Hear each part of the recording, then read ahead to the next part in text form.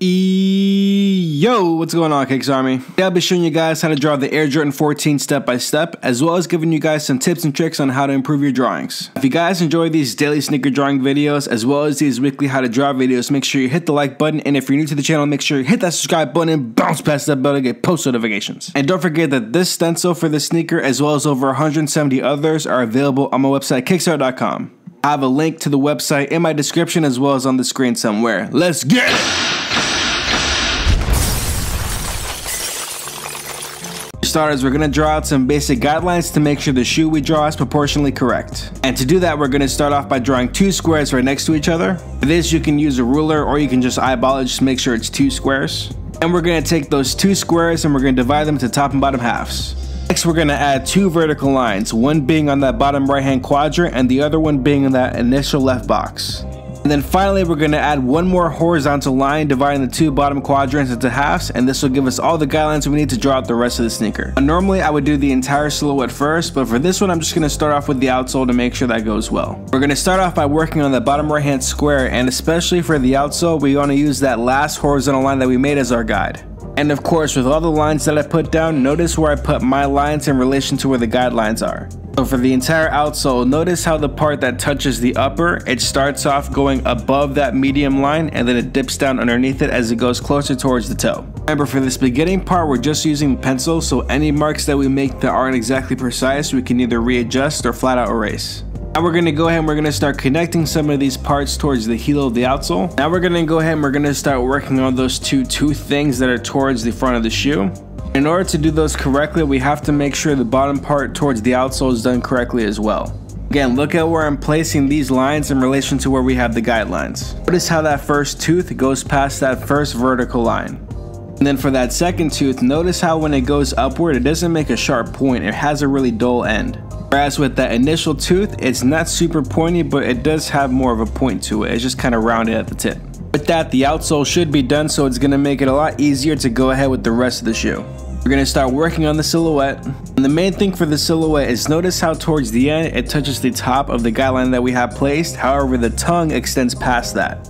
And the tongue is super easy. It's basically a triangle and a cylinder. Now we're going to go ahead and start working on some of the details on the upper. We're going to basically make like an elongated half oval shape towards the heel. Then we're going to add that triangular kind of crest that goes over that vertical line. That's where the Jordan logo would be. Then we're going to go ahead and we're going to flesh out some of the details for the heel. Once that's done, we can go ahead and we can define the sock liner. So we're going to define the toe of the shoe.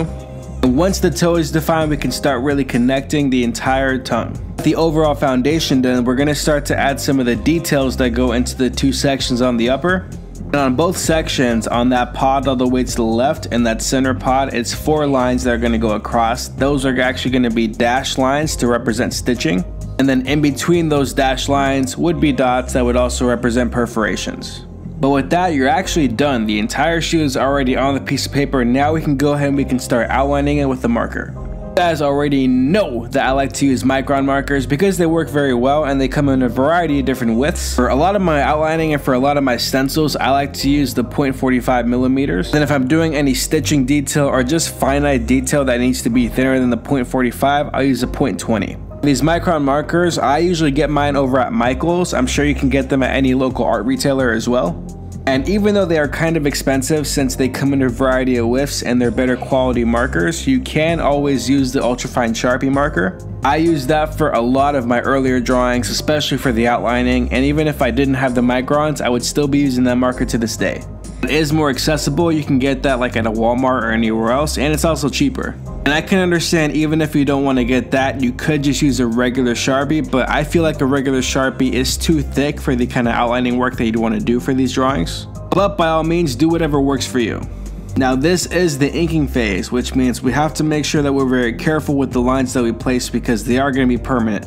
The only time I wouldn't stress too much about these lines if they're like a little crooked or jagged or whatever is if the upper of the shoe or the shoe in general involves a lot of darks and grays. Because having like blacks, dark browns, or any kind of dark color kind of masks the line work that you have. But when you're dealing with lighter colors or colors that just aren't too dark in general, then you can really see the line work start to pop. So you really want to make sure you're careful and you're delicate with these lines to make sure that they're consistent.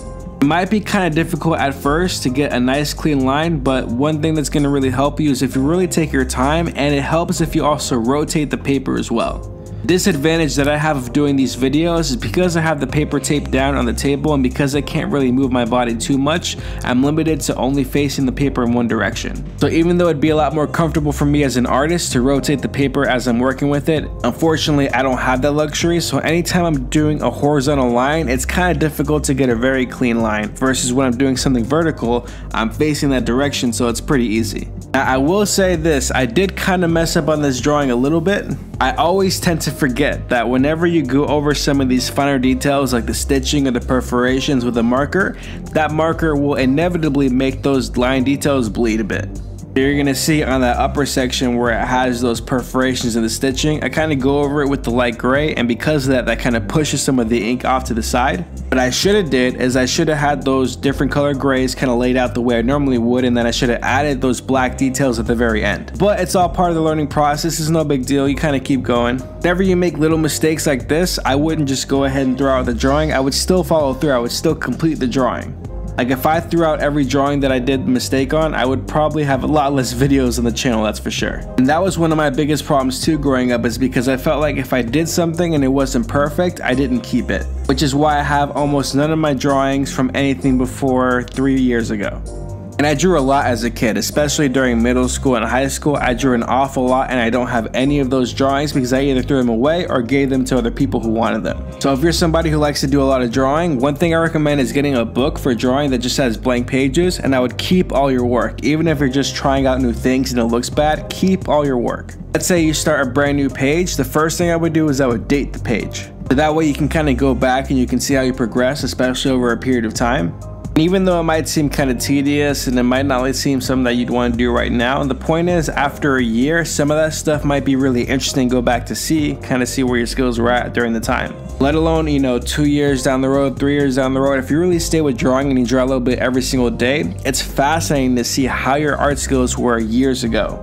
But that's going to do it for today's video. If you guys enjoyed the video, leave a like. If you are new to the channel, make sure you hit that subscribe button and bounce past that bell to get post notifications. Don't forget to check out Kickstarter.com for all your sneaker stencil needs. Make sure you check out the other videos on the channel. You guys already know that every Sunday is a brand new how to draw video. Don't forget to follow me on Instagram to stay updated with all the sneaker stencils that I add to the site, as well as videos that I drop. And I will see you guys tomorrow. Yee.